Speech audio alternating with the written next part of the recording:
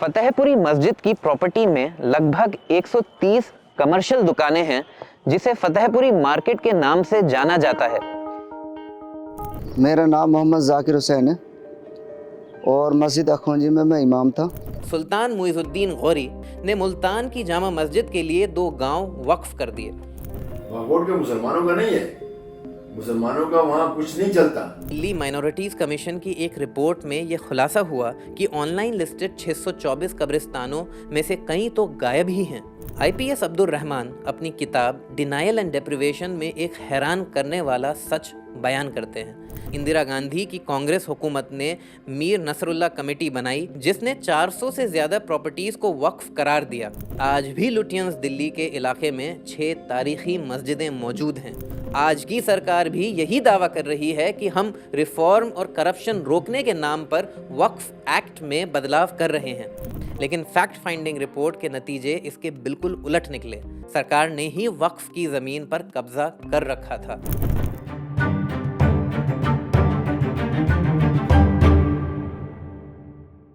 وقف سیریز میں آپ کا پھر سے خیر مقدم ہے۔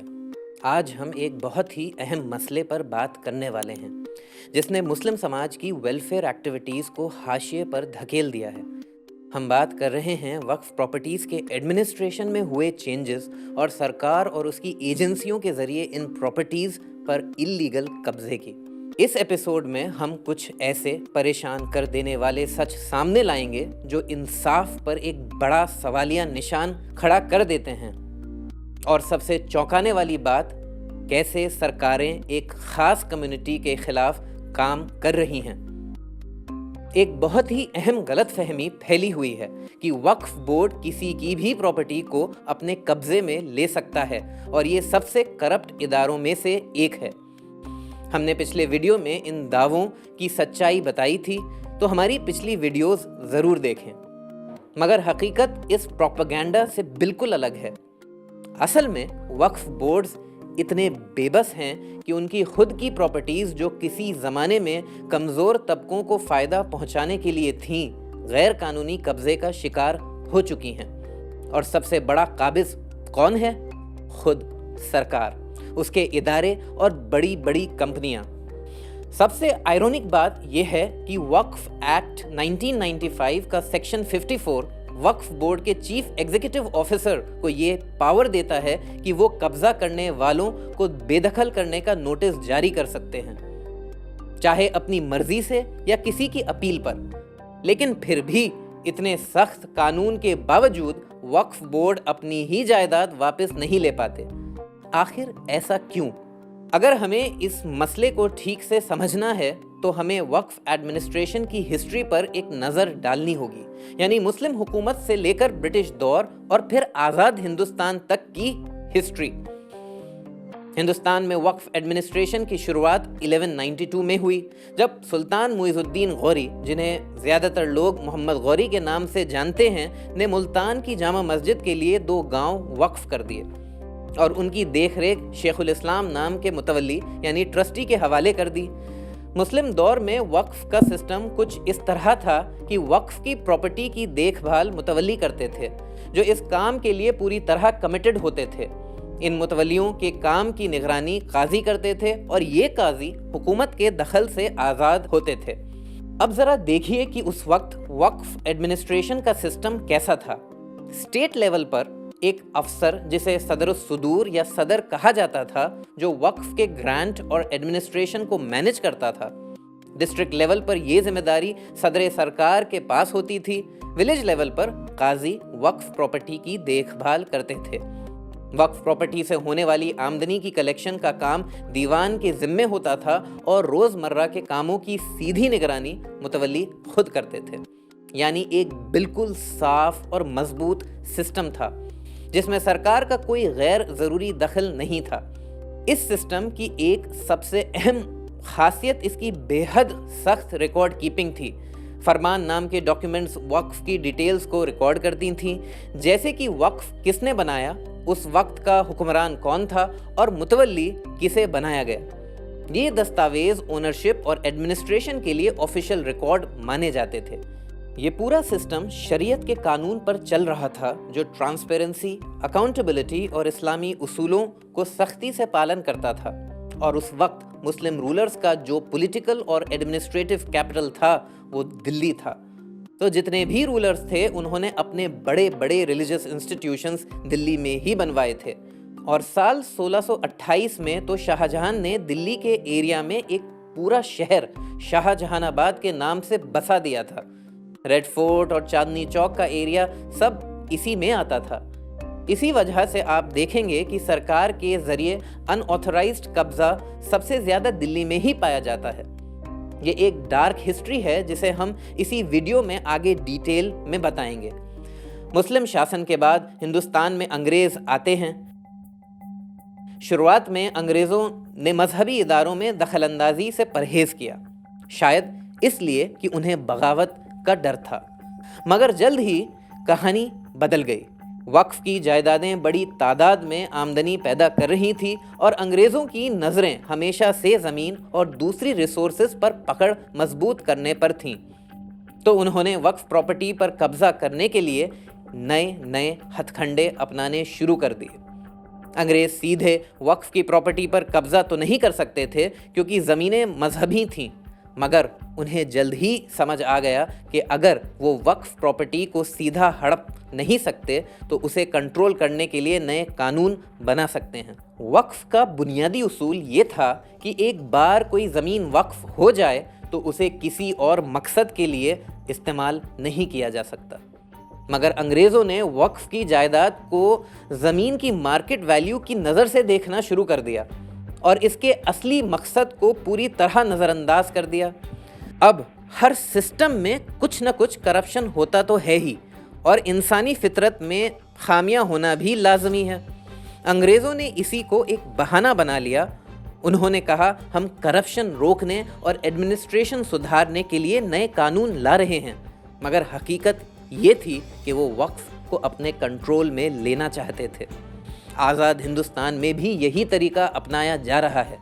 آج کی سرکار بھی یہی دعویٰ کر رہی ہے کہ ہم ریفارم اور کرپشن روکنے کے نام پر وقف ایکٹ میں بدلاؤ کر رہے ہیں۔ 1828 میں انگریزوں نے لینڈ ریزمپشن ایکٹ لاگو کر کے پہلا بڑا قدم اٹھایا تھا۔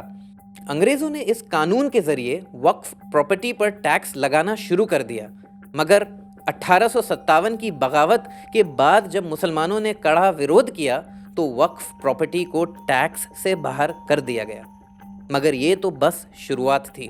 1864 میں ایکٹ نمبر 11 آیا۔ پہلے وقف سے جڑے کانفلکٹس کا فیصلہ قاضی یعنی اسلامی جج کیا کرتے تھے، لیکن انگریزوں نے ایک نیا قانون لا کر یہ حق بھی چھین لیا۔ اب وقف کے مسئلے انگریزی ججوں کے سول کورٹس میں جانے لگے، جس سے وقف کی طاقت اور اثر دھیرے دھیرے کمزور پڑ گیا۔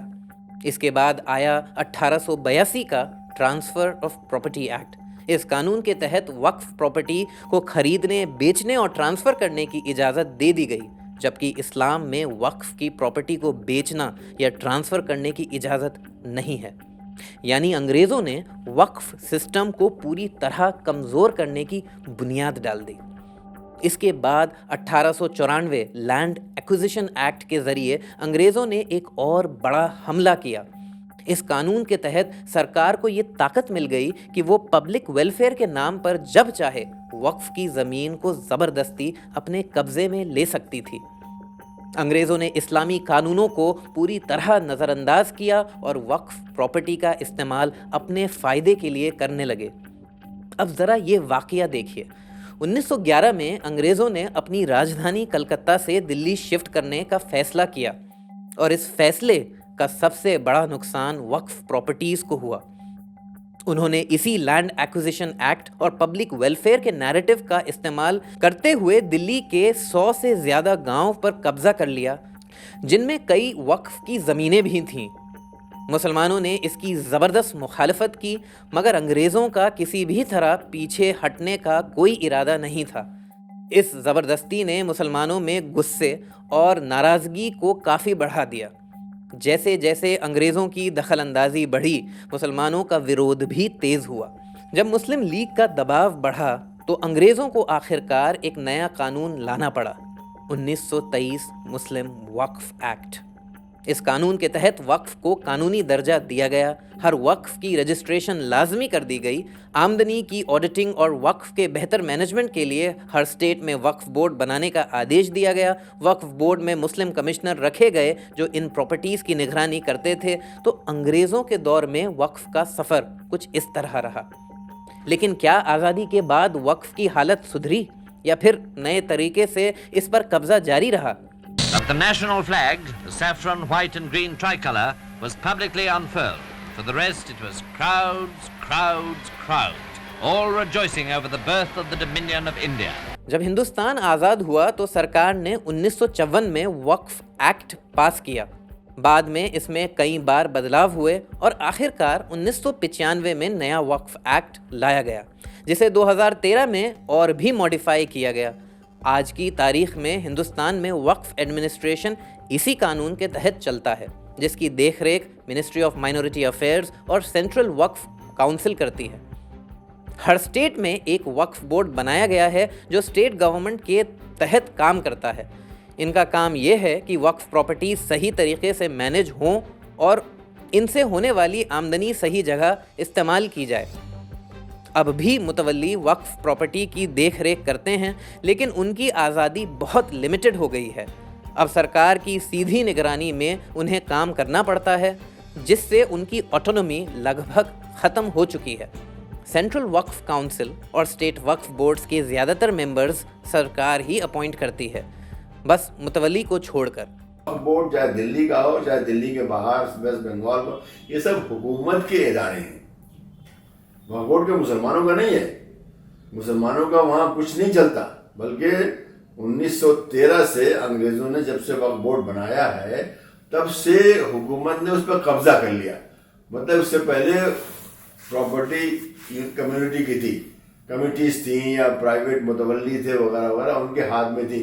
उसके बाद 1913 में ब्रिटिश गवर्नमेंट के ज़माने में जब उनको इसमें यहाँ पे दिल्ली में उन्होंने नई राजधानी बनाना शुरू किया, न्यू दिल्ली जिसे कहते हैं, तो बहुत सी ज़मीनें जो थी वो वक्फ थी।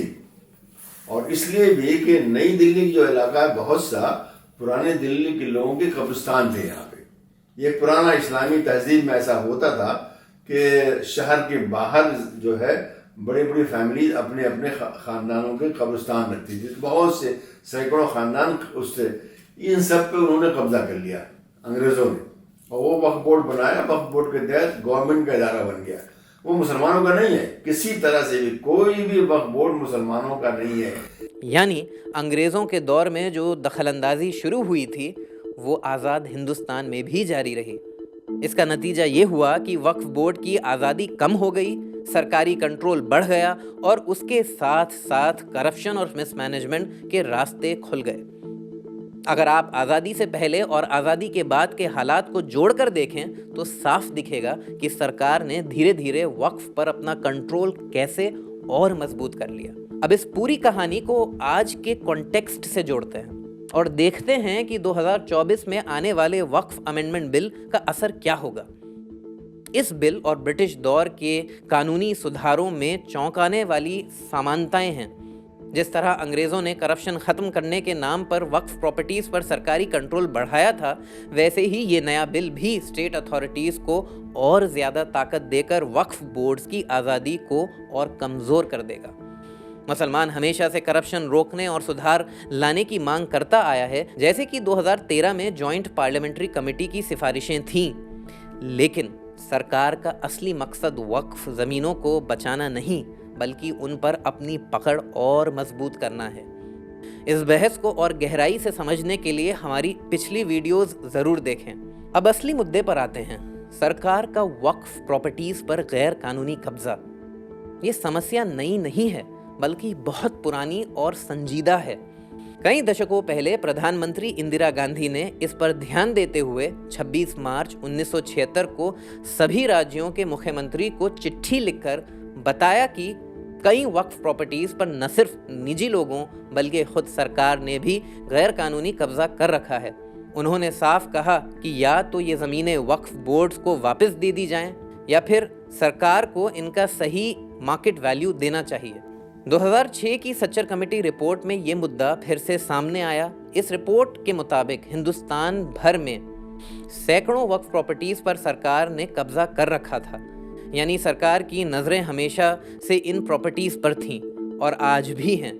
सिर्फ दिल्ली में ही 316 वक्फ प्रॉपर्टीज पर गैर कानूनी कब्जा था। राजस्थान और उत्तर प्रदेश दोनों जगह 60 ऐसी प्रॉपर्टीज थीं। ओडिशा और मध्य प्रदेश में 53 केस थे, जबकि कर्नाटका में 42 मामलों की रिपोर्ट आई। ये नंबर्स बताते हैं कि कैसे वक्फ प्रॉपर्टीज को नज़रअंदाज किया गया और उनका शोषण हुआ। लेकिन ये तो पुराने नंबर्स हैं, आज हालात और ज़्यादा ख़राब हो चुके हैं। पत्रकार अफरोज़ आलम साहिल ने एक लेख में बताया कि 20 जुलाई 2020 को सेंट्रल वक्फ बोर्ड से आरटीआई के ज़रिए मिली जानकारी के मुताबिक 1342 वक्फ प्रॉपर्टीज़ यानी 31,594 एकड़ ज़मीन सरकार के गैर कानूनी कब्ज़े में थीं। और ये तो सिर्फ सरकारी कब्ज़े का मामला है। अगर इनमें कॉरपोरेट्स, इंडिविजुअल्स और दूसरे गैर कानूनी कब्ज़ों को भी जोड़ा जाए तो हालात और बुरे हो जाते हैं। वामसी पोर्टल के मुताबिक अभी तक 58,890 वक्फ प्रॉपर्टीज पर कब्जा हो चुका है। 2018 में दिल्ली माइनॉरिटीज़ कमीशन की एक रिपोर्ट में ये खुलासा हुआ कि ऑनलाइन लिस्टेड 624 कब्रिस्तानों में से कई तो गायब ही हैं और जो बचे हैं उनमें से 43 कब्रिस्तान निजी कंपनियों, इंडिविजुअल्स और सरकारी एजेंसियों के कब्जे में चले गए हैं। ये हालत है वक्फ पर कब्जे करने की। और बहुत से लोगों ने, खास तरीके से गवर्नमेंट ने, जो अच्छी ज़मीनें हैं जो नई दिल्ली के अंदर हैं उस पर गवर्नमेंट ने कब्जा किया हुआ है। कुछ आर्कियोलॉजिकल सर्वे ने ज़बरदस्ती कब्जा कर रखा है, कुछ लोगों ने कब्जा कर रखा है, कुछ मुसलमानों ने भी कब्जा कर रखा है, हिंदुओं ने, हर तरह से लोगों ने जहाँ जिसको मिला वो कब्जा कर रखा है। तो ऐसे में ये कहना कि मुसलमान जो है या वक्फ बोर्ड दूसरों की ज़मीन पर कब्जा कर रहे हैं, ये उल्टी बात है। बल्कि हमारी जो चीज़ें बिल्कुल रिकॉर्ड के अंदर है और पुराने रिकॉर्ड जो कि 100 150 साल पुराने रिकॉर्ड हैं उसके अंदर और नक्शे हैं, उसमें दिखाया हुआ है कि ये चीज़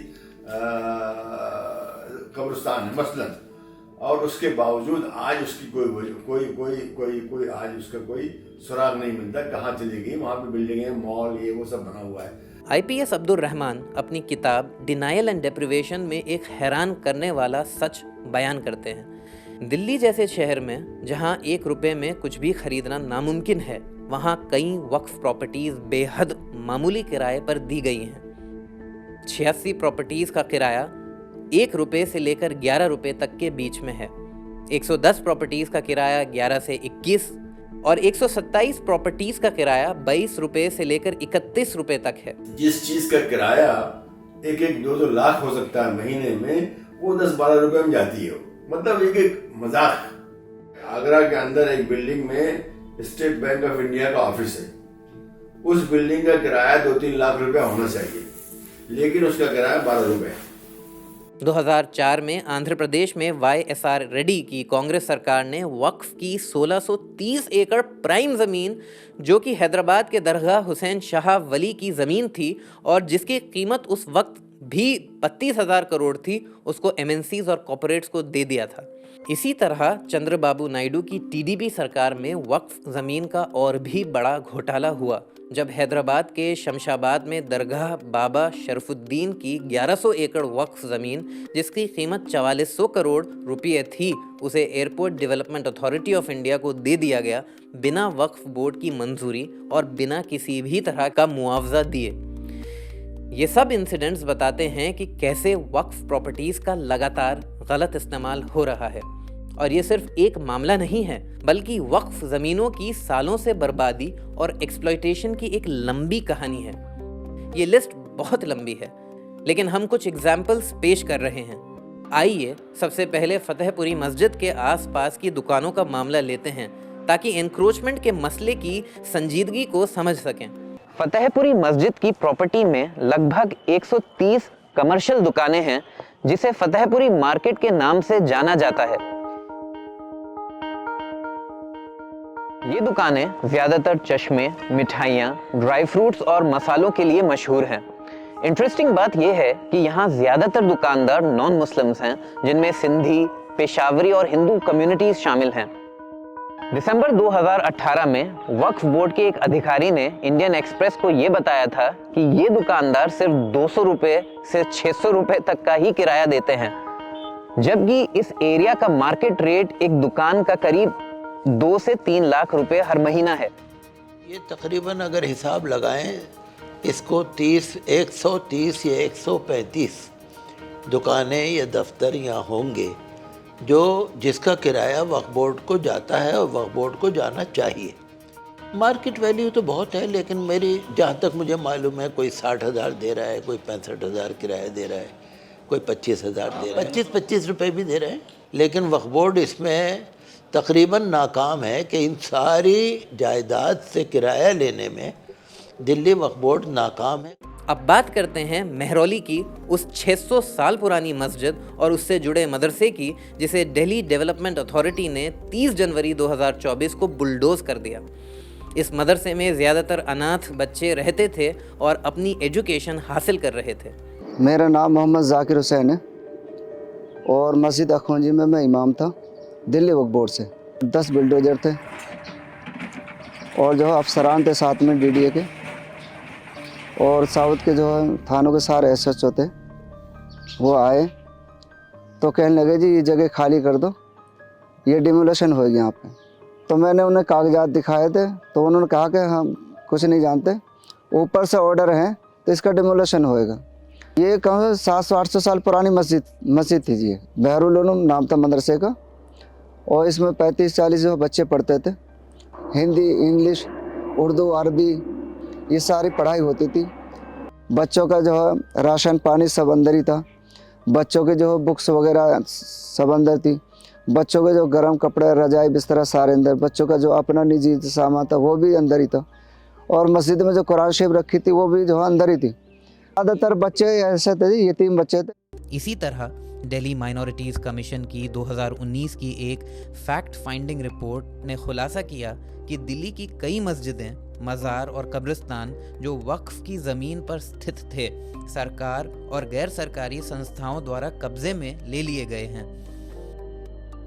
ये रिपोर्ट 18 जून 2019 को बीजेपी सांसद प्रवेश वर्मा के जरिए लेफ्टिनेंट गवर्नर को लिखे गए पत्र के जवाब में तैयार की गई थी। अपने पत्र में वर्मा ने आरोप लगाया था कि ये मस्जिदें, मज़ार और कब्रिस्तान सरकारी ज़मीन पर अवैध रूप से बनाए गए हैं, लेकिन फैक्ट फाइंडिंग रिपोर्ट के नतीजे इसके बिल्कुल उलट निकले।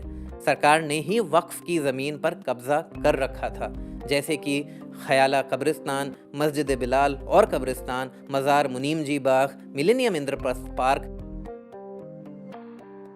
कमेटी ने अपनी जांच में पाया कि प्रवेश वर्मा के जरिए लिस्टेड कोई भी मस्जिद, मदरसा, मज़ार या कब्रिस्तान गैर कानूनी रूप से सरकारी ज़मीन पर नहीं बनाए गए थे और न ही किसी ने सरकारी ज़मीन पर अतिक्रमण किया था। कमेटी ने वर्मा पर कानूनी कार्रवाई की सिफारिश की और उन्हें झूठे दावे करने और सांप्रदायिक तनाव भड़काने का दोषी ठहराया। साथ ही दिल्ली माइनॉरिटीज़ कमीशन से अनुरोध किया कि वो लोकसभा की एथिक्स कमेटी में शिकायत दर्ज कराएं, क्योंकि वर्मा ने अपने पद की शपथ का वायलेशन किया था। हमारी कमेटी जब वहाँ गई थी, उसने वो पाया था, उसका जिक्र कर दिया था। वो असल में वो जो 54 बल्कि 58 जो मस्जिदें हैं उनके बारे में देखने गई थी, कागजात देने गई थी, मौके पे देखने गई थी, जो लोग वहाँ पे हैं, जो इमाम वगैरह हैं, सबसे बात करने गई थी, कागजात देखने। तो उसको उसी वक्त वो भी मिला, तो उसने उसका भी जिक्र, उसके लिए गई नहीं थी वो, बल्कि वो तो उन मस्जिदों के लिए गई थी। और बाहर उसने ये पाया कि वो मस्जिदें पूरी तरह से ठीक ठाक हैं, उसमें कोई भी इलीगल नहीं है, बल्कि यहाँ तक कि बाज़ तो बहुत ही पुरानी 400-500 साल पे की पुरानी हैं, जो कि आर्कियोलॉजिकल सर्वे ऑफ इंडिया के तहत आती हैं। तो वो कैसे जो है इलीगल हो सकती है। तो बहरहाल वो रिपोर्ट आई और उस रिपोर्ट के बाद वो मज़कूरा जो है प्रवेश वर्मा साहब जो MP थे, अब नहीं है, उन्होंने हंगामा किया था, वो बिल्कुल ही खामोश हो गए। इसलिए हमने उनको भी भेजी रिपोर्ट, LG को भी भेजी। अब ज़रा रुकें और इस हैरान कर देने वाले मामले पर ध्यान दें। दिल्ली में 123 वक्फ प्रॉपर्टीज़ को लेकर जो सरकार का रुख है, वो सिर्फ मुसलमानों के लिए ही नहीं बल्कि हर हिंदुस्तानी के लिए चिंता की बात होनी चाहिए। पहले भी सरकारें मुस्लिम ज़मीनों पर कब्ज़ा करती आई हैं, लेकिन अब वक्फ एक्ट में बदलाव करके इसे कानूनी शक्ल दी जा रही है, تاکہ مسجدیں، قبرستان، مدرسے، اسکول، اسپتال جو صدیوں سے وقف کے تحت اللہ کے نام پر وقف کیے گئے تھے، ان پراپرٹیز کو ہتھیانے میں سرکار اپنی کوشش میں کامیاب ہو سکے۔ تو ہوا یوں کہ فروری 2023 میں union ministry of housing and urban development نے دلی کی 123 وقف پراپرٹیز پر نوٹس جاری کر دیا، یہ دعویٰ کرتے ہوئے کہ اب یہ دلی وقف بورڈ کی ملکیت نہیں رہیں، جبکہ یہ معاملہ ابھی دلی ہائی کورٹ میں سب جوڈس تھا۔ 22 اگست 2023 کو سینٹرل گورنمنٹ نے ایک اور نوٹس جاری کر دیا، جس میں ان پراپرٹیز پر آفیشلی قبضے کی بات کہی گئی۔ اب آئیے ذرا ان 123 پراپرٹیز کے اتہاس کو سمجھتے ہیں، تاکہ معلوم ہو سکے کہ وقف پراپرٹیز پر یہ سسٹمیٹک قبضہ کیسے کیا گیا۔ یہ کہانی برٹش دور سے شروع ہوتی ہے، اسپیسیفکلی 1911 سے 1915 کے بیچ، جب برٹش سرکار نے مسلم بہل علاقوں کو حاصل کیا تاکہ کولکتہ سے دلی کو راجدھانی بنانے کے لیے رائسینا ہلز پر نئی عمارتوں کا نرمان کیا جا سکے۔ لیکن اصل میں 1911 میں دلی میں جو بڑے بدلاؤ ہو رہے تھے، ان کی بنیاد 1857 کی بغاوت میں ہی پڑ چکی تھی۔ برٹش سرکار نے مسلمانوں کو اس بغاوت کا سب سے بڑا گنہگار ٹھہرایا تھا اور ان کی پراپرٹیز کو سسٹمیٹک روپ سے نشانہ بنانا شروع کر دیا تھا۔ مسلم بہل علاقوں پر وشیش روپ سے کارروائیاں کی گئیں تاکہ انہیں کمزور کیا جا سکے۔ 1857 کی بغاوت کے بعد مسلمانوں کو دلی کے بھیتر داخل ہونے کی اجازت نہیں تھی، جبکہ 1858 میں ہی ہندو آبادی کو ان کے گھر لوٹنے کی چھوٹ دے دی گئی تھی۔ یہ وہ وقت تھا جب برٹش سرکار نے اپنی کلونیل لیگل سسٹم کو لاگو کیا اور انگلش لیگل سسٹم کے حساب سے زمین اور جائیداد کے معنی بدل دیے۔ کمیونٹی اونڈ لینڈ، جن کا استعمال کمیونٹی کی بھلائی کے لیے ہوتا تھا، جیسے کہ وقف کی جائیداد، انہیں برٹش لیگل سسٹم کے تحت پرائیویٹ لینڈ میں بدلنے کی کوشش کی گئی۔ اس کا مقصد پرانے وقف مینجمنٹ سسٹم کو ہٹا کر ایک لینڈ مارکیٹ بنانا تھا، جہاں زمین اور جائیداد کی ملکیت کو مانیتا دینے کا حق صرف برٹش آفیسرز کے پاس ہو۔ برٹش سرکار نے وقف کی جائیداد کو حاصل کرنے اور کنٹرول کرنے کے لیے یہ دلیل دی تھی کہ انہیں انڈیویجول اونرشپ کی ادھیکاروں کے تحت رکھا جانا چاہیے۔ اس کے علاوہ وقف پراپرٹیز کی مس مینجمنٹ کی بحث چھیڑ کر ان کی کریڈیبلٹی پر ہی سوال اٹھایا جانے لگا، تاکہ ان پر برٹش سرکار کا قبضہ جائز ٹھہرایا جا سکے۔ وقف پراپرٹیز کے مس مینجمنٹ کا مسئلہ خود مسلم قوم کے لوگوں نے بھی اٹھایا، مگر ان کی مانگ یہ تھی کہ ایک ایسا مضبوط نظام قائم کیا جائے جو وقف کی اصل روح اور اصولوں کو سمجھے اور اس کے مطابق ان پراپرٹیز کو مینج کرے۔ لیکن برٹش حکومت نے اسی نیریٹو کو اپنے فائدے کے لیے استعمال کیا اور وقف پراپرٹیز کی لیجیٹیمیسی کو کمزور کرنے کے لیے اس کو ایک بہانے کے طور پر استعمال کیا، جس سے وہ ان پر اور زیادہ کنٹرول حاصل کر سکے۔ 1911 میں جب دلی کو نئی امپیریل کیپٹل میں تبدیل کیا جا رہا تھا تو شاہ جہان آباد کے باہر بسے گاؤں کو اجاڑا گیا تاکہ رائسینا ہلز پر نئی حکومت کی تعمیر کی جا سکے۔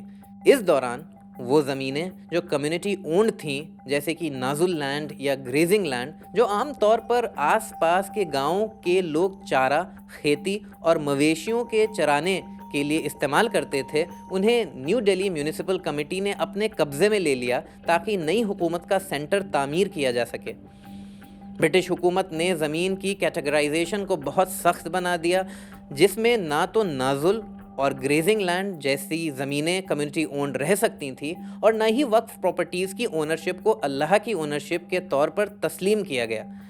آج جس لوٹینز دلی کو ہم راشٹرپتی بھون، سنسد، منترالیوں کی عمارتیں، انڈیا گیٹ اور سنسد بھون کے آس پاس کے بنگلوں اور آواسوں کے روپ میں دیکھتے ہیں، وہ دراصل الگ الگ طرح کی زمینیں اور سمپتیوں کا کمبینیشن تھا، جسے برٹش حکومت نے اسٹیٹ لینڈ قرار دے کر وہاں کی مقامی مسلم آبادی کو بے دخل کر دیا تھا۔ مگر اس زور زبردستی پر مسلمانوں میں سخت ناراضگی پیدا ہوئی۔ اس ناراضگی اور الگ الگ بیٹھکوں کے بعد برٹش حکومت کو مجبوراً یہ ماننا پڑا کہ کم از کم ریلیجیس پراپرٹیز کو برقرار رکھا جائے اور ان کا مینجمنٹ مسلمانوں کے ہاتھ میں چھوڑا جائے۔ اس کا ثبوت یہ ہے کہ آج بھی لوٹینز دلی کے علاقے میں 6 تاریخی مسجدیں موجود ہیں جو اسی وقت سے مسلمانوں کے پاس ہیں۔ 1945 تک ان مذہبی پراپرٹیز کو سنی مجلس اوقاف کو سونپ دیا گیا اور آزادی کے بعد یہ دلی وقف بورڈ کے تحت آ گئیں۔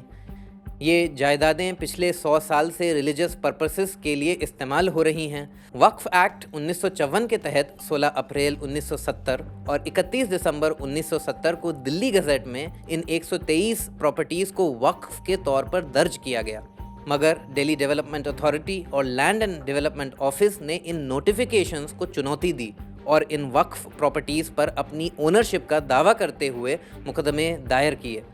اس سے یہ بات ثابت ہوتی ہے کہ کوئی بھی وقف بورڈ کسی بھی جائیداد کو منمانے طریقے سے اپنے قبضے میں نہیں رکھ سکتا، بلکہ اس پر قانونی چنوتی دی جا سکتی ہے۔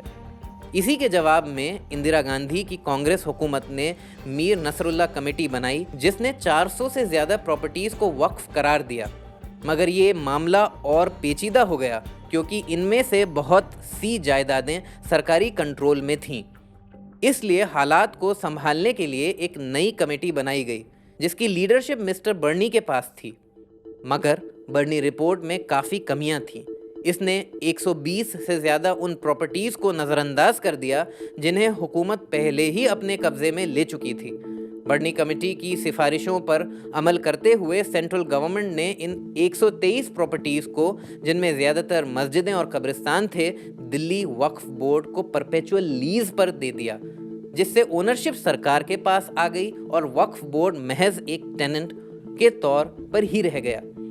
یہ ایک ایسا فیصلہ تھا جس نے وقف کی بنیادی روح کو ہی بدل دیا، کیونکہ وقف کی جائیداد صرف اللہ کے نام ہوتی ہے، نہ کہ کسی سرکار کے۔ 2011 میں عدالت نے فیصلہ سنایا کہ یہ جائیدادیں اللہ کی ہیں، نہ کہ حکومت کی، اور حکومت کو ہدایت دی کہ اس مسئلے کو 6 مہینے میں حل کیا جائے۔ کانگریس لیڈ یو پی اے حکومت نے اس عمل کو سالوں تک ٹال دیا، جس کی وجہ سے یہ جائیدادیں ایک نامعلوم حالت میں پڑی رہیں۔ اس دیری نے ایک نیا قانونی مسئلہ کھڑا کر دیا جب وشو ہندو پریشد نے حکومت کے فیصلے کو ہائی کورٹ میں چنوتی دی اور سٹے حاصل کر لیا۔ بعد میں ہائی کورٹ نے بی جے پی حکومت کو اس مسئلے کو حل کرنے کی ہدایت دی۔ 2016 میں سرکار نے ایک 1 مین کمیٹی بنائی، مگر اس کی رپورٹ نہ تو عام کی گئی، نہ ہی دلی وقف بورڈ کے ساتھ شیئر کی گئی۔ اس رپورٹ سے ناخوش ہو کر سینٹرل گورنمنٹ نے 2018 میں ایک 2 ممبر کمیٹی مقرر کی، لیکن اس کمیٹی نے اپنی رپورٹ دلی وقف بورڈ کی رائے لیے بغیر جمع کر دی، کیونکہ وقف بورڈ خود اس کمیٹی کی فارمیشن کو عدالت میں چنوتی دے رہا تھا۔ لینڈ اینڈ ڈیولپمنٹ آفس نے 8 فروری 2023 کو ایک نوٹیفیکیشن کے ذریعے بتایا کہ دلی وقف بورڈ اب ان 123 پراپرٹیز سے متعلق کسی بھی معاملے میں شامل نہیں رہے گا۔ اب ذرا غور کیجئے، اگر وقف امینڈمنٹ بل 2024 پاس ہو گیا تو ان 123 پراپرٹیز اور پورے ہندوستان میں ہزاروں وقف پراپرٹیز کا کیا ہوگا؟ سوچئے، جب وقف پراپرٹیز کا پورا کنٹرول ان سرکاری اداروں کے حوالے کر دیا جائے گا جو پہلے سے ہی مسلمانوں کے خلاف جھکاؤ رکھتے ہیں، تو ان کا انجام کیا ہوگا؟ سنبھل جامع مسجد کے حال ہی کی گھٹنا سب سے تازہ مثال ہے۔ صرف 24 گھنٹے کے اندر ایک لوکل کورٹ نے ایک پیٹیشن پر کارروائی کرتے ہوئے مسجد کا سروے کرنے کا حکم دے دیا، بغیر مسلمانوں سے کوئی مشورہ کیے۔ اس کے بعد کیا ہوا؟ بجرنگ دل کے لوگ سروے ٹیم کے ساتھ شامل ہو گئے اور جے شری رام کے نعرے لگانے لگے۔